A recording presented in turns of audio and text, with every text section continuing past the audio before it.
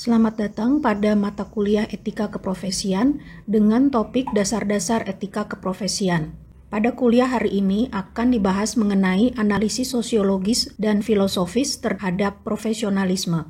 Berdasarkan pengertian di dalam kamus, yang dimaksud profesi adalah suatu jenis pekerjaan yang memerlukan pendidikan atau kemampuan khusus, terutama jenis pekerjaan yang memerlukan pendidikan tinggi, seperti dokter, pengacara, pengajar, dan lain-lain. Berdasarkan analisis dari sudut sosiologi, profesi berorientasi pada nilai ekonomi. Status profesional dianggap mempunyai kekuasaan untuk dapat menuntut pendapatan yang tinggi, sehingga status profesional ini sangat diinginkan. Bila dibedakan antara pekerjaan dengan profesi, bagaimana suatu pekerjaan bertransisi menjadi profesi atau menjadi pekerjaan dengan status profesional. Tidak semua profesi memiliki tingkat kekhasan yang tinggi. Makin tinggi tingkat kekhasan suatu pekerjaan, makin mengamankan status profesional dari pekerjaan tersebut. Ada sejumlah karakter atau sifat yang menjadi penanda bahwa seseorang dapat menyandang status profesional. Yang pertama adalah pendidikan. Suatu profesi memerlukan pendidikan dengan persyaratan tertentu. Misalnya, sudah menjalani pendidikan dalam periode waktu tertentu. Kemudian, minimal pendidikan yang diperoleh adalah tingkat sarjana. Banyak profesi yang memerlukan pendidikan yang lebih tinggi. Misalnya dalam bidang kedokteran, setelah mendapat gelar sarjana kedokteran, harus menempuh pendidikan lanjutan untuk mendapat gelar dokter dan dapat melakukan praktik sebagai dokter. Kemudian dalam bidang farmasi, setelah mendapat gelar sarjana farmasi, harus menempuh pendidikan lanjutan untuk menjadi apoteker sehingga dapat membuka atau mengelola apotek. Contoh lain adalah dalam bidang hukum. Setelah mendapat gelar sarjana hukum, belum dapat melakukan kegiatan pembelaan di pengadilan kalau belum menempuh pendidikan lanjutan untuk menjadi pengacara. Untuk bidang pendidikan tinggi, seorang dosen harus mempunyai pendidikan minimal S2 atau magister di bidang yang sesuai dengan bidang yang akan diajarnya. Pendidikan ini bertujuan untuk lebih membentuk karakter intelektual dibandingkan kemampuan praktis. Membentuk pengetahuan dan keahlian yang berbasis pada teori yang diperoleh di perguruan tinggi. Profesi seringkali berkaitan erat dengan kekhususan dan reputasi perguruan tinggi terhadap profesi tertentu. Walaupun pendidikan diperlukan untuk suatu profesi, tetapi untuk dapat diterima di suatu perguruan tinggi sebagai mahasiswa, ada sejumlah persyaratan dan prosedur yang harus dipenuhi calon mahasiswa sehingga akan membatasi jumlah lulusan dan profesional. Dan hal ini akan lebih meningkatkan nilai jualnya. Yang kedua adalah pengetahuan dan keahlian yang penting bagi keberlangsungan masyarakat. Masyarakat yang memiliki dasar pengetahuan sains dan teknologi yang cukup akan sangat bergantung pada para profesional.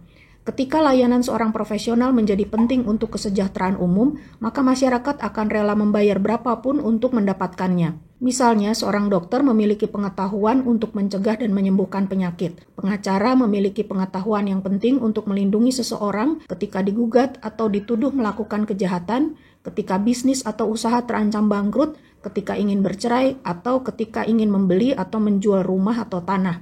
Seorang akuntan memiliki pengetahuan yang diperlukan untuk menghitung sistem keuangan suatu bisnis atau usaha atau menghitung pajak yang harus dibayar.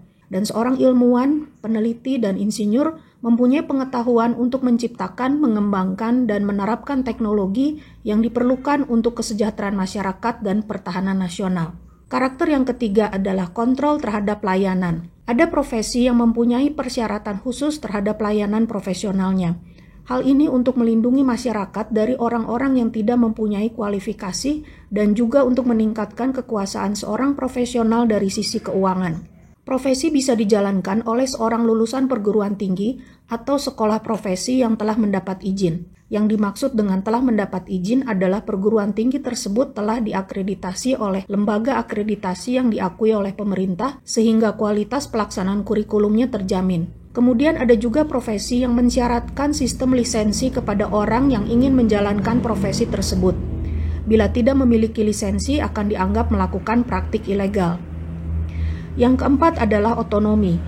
Seorang profesional umumnya dapat bekerja sendiri karena mempunyai pengetahuan yang cukup untuk memberi layanan tertentu dalam situasi tertentu. Otonomi ini juga bisa dalam bentuk keuntungan secara ekonomi.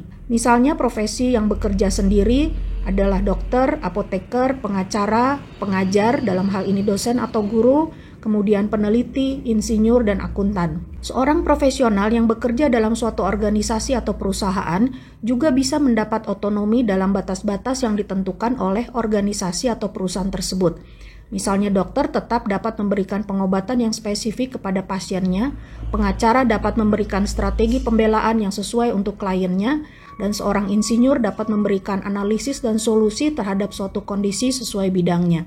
Otonomi yang memberi keuntungan secara ekonomi, misalnya seorang dokter dapat meminta pasien melakukan lebih banyak pemeriksaan laboratorium daripada yang diperlukan, atau dapat merekomendasikan obat dari perusahaan farmasi tertentu karena akan mendapatkan keuntungan dari laboratorium atau perusahaan farmasi tersebut.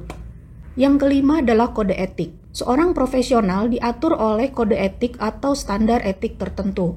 Tingkat otonomi yang tinggi dapat menimbulkan penyalahgunaan otonomi tersebut, sehingga seorang profesional perlu membatasi diri dengan membuat aturan untuk profesinya bagi keuntungan masyarakat. Kode etik profesi disusun oleh komunitas atau organisasi resmi profesi tersebut. Bila terjadi pelanggaran kode etik, organisasi profesional hanya bisa menghukum anggota dengan mengeluarkannya dari keanggotaan organisasi profesi. Tetapi bila organisasi adalah milik pemerintah yang memiliki kekuasaan lebih besar, maka pelanggar kode etik dapat dicabut izin atau lisensi profesinya dan diajukan ke pengadilan sebagai tindakan kriminal. Jadi berdasarkan analisis sosiologi terhadap profesionalisme, karakteristik profesi memiliki salah satu atau kedua fungsi berikut, yaitu yang pertama adalah altruistik, mementingkan kepentingan umum, dan yang kedua adalah self-interest, yaitu melakukan pekerjaan yang menguntungkan diri sendiri. Suatu profesi merupakan suatu contoh praktik sosial. Pemahaman mengenai praktik sosial adalah sebagai berikut. Yang pertama, setiap praktik sosial memiliki satu atau lebih tujuan yang secara khusus berkaitan dengan praktik tersebut. Misalnya, kedokteran, perawatan, farmasi, osteopati, dan sejenisnya bertujuan pada kesehatan pasien. Salah satu tujuan hukum adalah keadilan.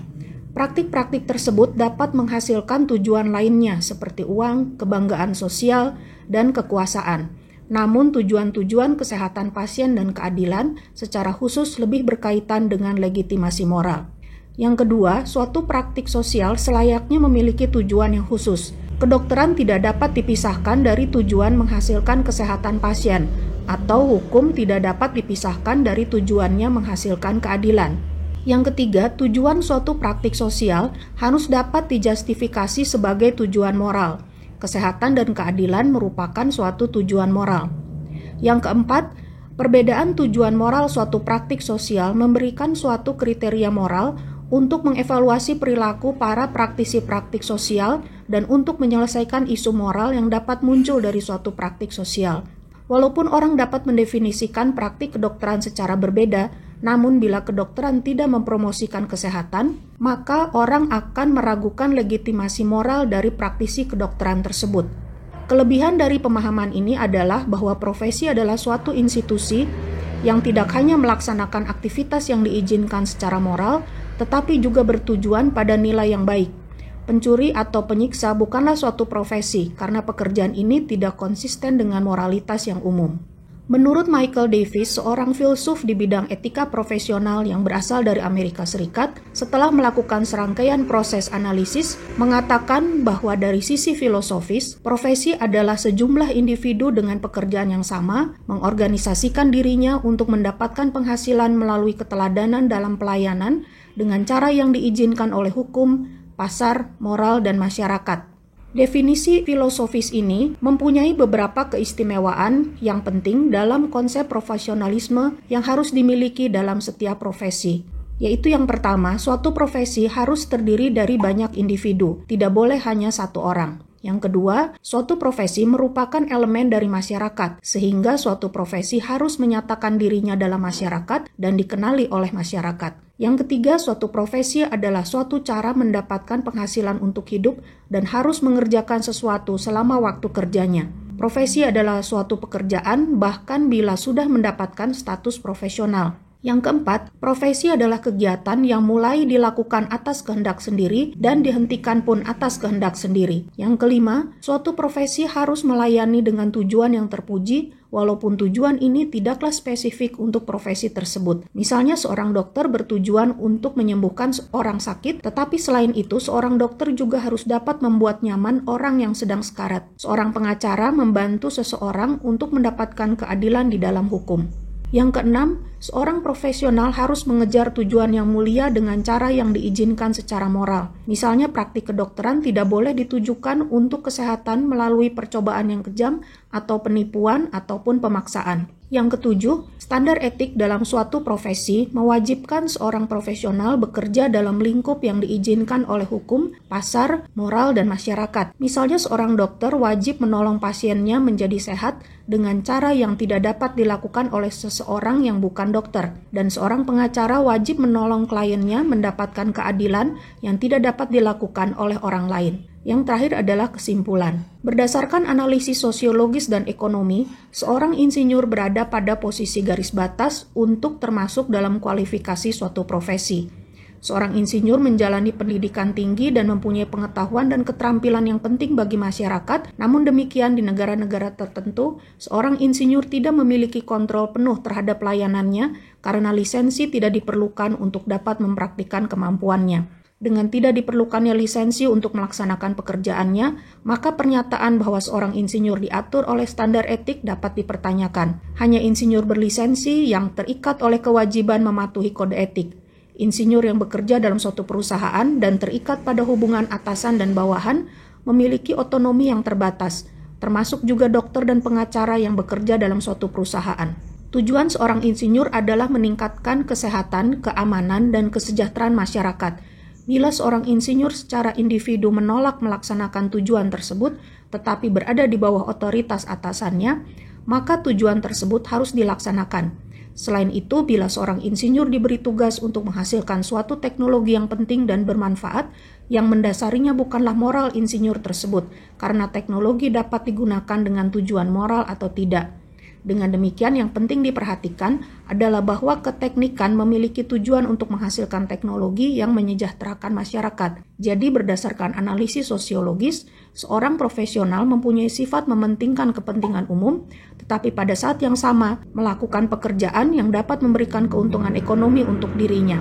Berlawanan dengan analisis sosiologis dan ekonomi, berdasarkan analisis filosofis, suatu status profesional merupakan suatu status yang utuh, sehingga seorang insinyur profesional yang memiliki pengetahuan dan kemampuan juga memiliki otonomi untuk memutuskan memberikan layanan yang berlandaskan moral, menghasilkan teknologi yang memberikan perlindungan dan keuntungan bagi masyarakat dan kemanusiaan. Berikut ini adalah referensi yang dapat dipelajari dan dibaca lebih lanjut. Untuk dapat lebih memahami materi ini, sebaiknya buatlah ringkasan bab 1 dari buku referensi tersebut.